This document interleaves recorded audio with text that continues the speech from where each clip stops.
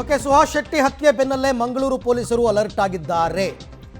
ಪ್ರತೀಕಾರದ ಸಂದೇಶ ಪೋಸ್ಟ್ ಸಂಬಂಧ 12 ಪ್ರಕರಣ ದಾಖಲಾಗಿದೆ. ಅಂದರೆ ಮುಲ್ಕಿ, ಉರ್ವ, ಬರ್ಕೆ, ಮೂಡಬಿದಿರಿ, ಕಾವೂರು ಠಾಣೆಯಲ್ಲಿ ಎಫ್ಐಆರ್ ಆಗಿದೆ. ಹಲವು ಪೋಸ್ಟ್ಗಳಲ್ಲಿ ಹತ್ಯೆಯನ್ನು ಸಮರ್ಥನೆ ಮಾಡಿಕೊಂಡಿದ್ದಾರೆ. ಇನ್ನು ಕೆಲವರು ಪ್ರತೀಕಾರ ತಗೋಬೇಕು ಅಂತ ಪೋಸ್ಟ್ ಮಾಡಿದ್ದಾರೆ. ಇನ್ಸ್ಟಾಗ್ರಾಮ್, ಫೇಸ್ಬುಕ್, ವಾಟ್ಸಪ್ ಮೆಸೇಜ್ ಆಧರಿಸಿ ಎಫ್ಐಆರ್ ಆಗಿದೆ. ಯಾಕೆಂದರೆ ಕೆಲವರು ಈ ಸುಹಾಸ್ ಶೆಟ್ಟಿ ಹತ್ಯೆ ಆದ ನಂತರ ಗುಡ್ ಟಾರ್ಗೆಟ್ ಮುಂದೆ ಯಾರು ಅಂತ ಕೆಲವರು ಸೆಲೆಬ್ರೇಟ್ ಮಾಡಿದ್ದಾರೆ. ಇನ್ನು ಕೆಲವರು ತಲೆಗೆ ತಲೆ ಬೇಕು ಪ್ರತೀಕಾರದ ಮಾತಾಡಿದ್ದಾರೆ. ಸೊ ಹಾಗಾಗಿ ಅಂಥವರ ವಿರುದ್ಧ ಯಾರ್ಯಾರು ಇನ್ಸ್ಟಾಗ್ರಾಮ್ ಪೋಸ್ಟ್ ಹಾಕಿದ್ರು, ಫೇಸ್ಬುಕ್ ಪೋಸ್ಟ್ ಹಾಕಿದ್ರು, ಅಂಥವರ ವಿರುದ್ಧ ಎಫ್ಐಆರ್ಗಳಾಗಿದೆ ಆಯಾ ಸ್ಟೇಷನ್ ಲಿಮಿಟ್ಸ್ನಲ್ಲಿ. ಇಂಥ ಸಂದರ್ಭದಲ್ಲಿ ತುಂಬ ಸೂಕ್ಷ್ಮವಾಗಿರಬೇಕು. ಪ್ರಚೋದನೆ ಕೊಡುವಂತಹ ಕೆಲಸಗಳಾಗಬಾರ್ದು. ನೀವು ನೋಡ್ತಾ ಇದ್ದೀರ ಅಲ್ಲಿ ಏನು ಕೊಡ್ತಾ ಇದ್ದಾರೆ ಅಂತ ನಾವು ತೋರಿಸ್ತಾ ಇದ್ದೀವಿ ನೋಡಿ, ಹೆಂಗೆ ಮೆಸೇಜ್ಗಳಾಗ್ತಾ ಇದ್ದಾರೆ ಅಂತ. ಕೆಲವರು ಸುಹಾಸ್ ಶೆಟ್ಟಿ ಮರ್ಡರನ್ನು ಸೆಲೆಬ್ರೇಟ್ ಮಾಡಿದ್ದಾರೆ, ಕೆಲವರು ಪ್ರತೀಕಾರದ ಮಾತಾಡಿದ್ದಾರೆ ಹಿಂದೂ ಕಾರ್ಯಕರ್ತರು. ಇಲ್ಲೇ ಜಾಸ್ತಿ ಆಗೋದು.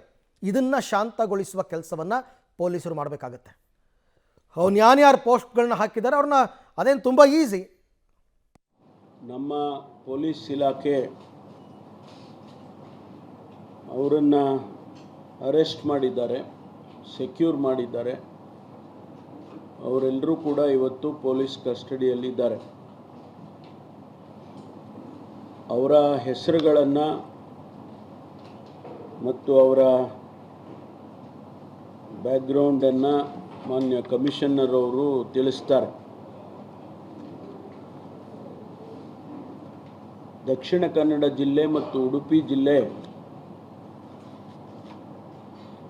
ಸುಮಾರು ವರ್ಷಗಳಿಂದ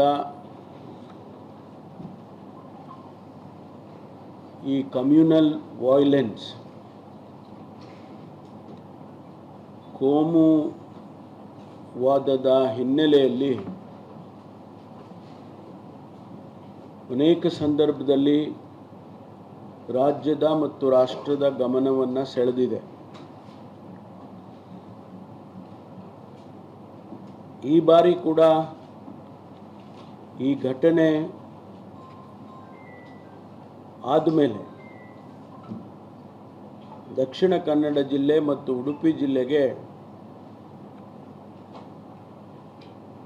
ಎಲ್ಲೋ ಒಂದು ಕಡೆ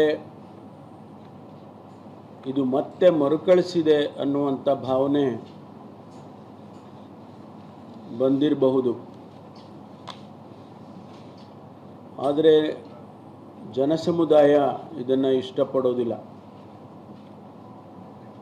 ನಾವು ಪೊಲೀಸ್ ಇಲಾಖೆ ಮತ್ತು ಸರ್ಕಾರ ದಕ್ಷಿಣ ಕನ್ನಡ ಜಿಲ್ಲೆ, ಉಡುಪಿ ಜಿಲ್ಲೆ ಶಾಂತಿಯಿಂದ ಇರಬೇಕು, ಜನ ಶಾಂತಿಯಿಂದ ಇಲ್ಲಿ ಬದುಕಬೇಕು, ಮಕ್ಕಳು ಇಲ್ಲಿಯೇ ವ್ಯಾಸಂಗ ಮಾಡುವಂತೆ ಆಗಬೇಕು, ಮತ್ತು ಇಲ್ಲಿ ಬಂಡವಾಳ ಹೂಡಿಕೆ ಆಗಬೇಕು, ಉದ್ಯೋಗ ಸಿಕ್ಕಬೇಕು. ಇದೆಲ್ಲವನ್ನು ಕೂಡ ಸರ್ಕಾರ ಗಮನದಲ್ಲಿಟ್ಟುಕೊಂಡು ಕಳೆದ 2 ವರ್ಷದಿಂದ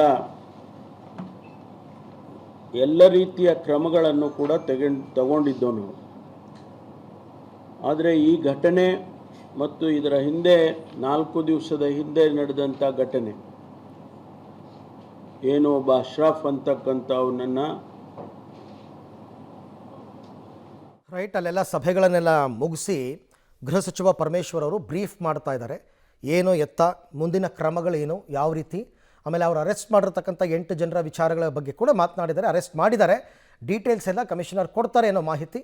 ಈ ಸಭೆಯ ಇಂಪ್ಯಾಕ್ಟ್ ಏನು ಅಂತಕ್ಕಂಥದ್ದೇ ಸದ್ಯದ ಕುತೂಹಲ.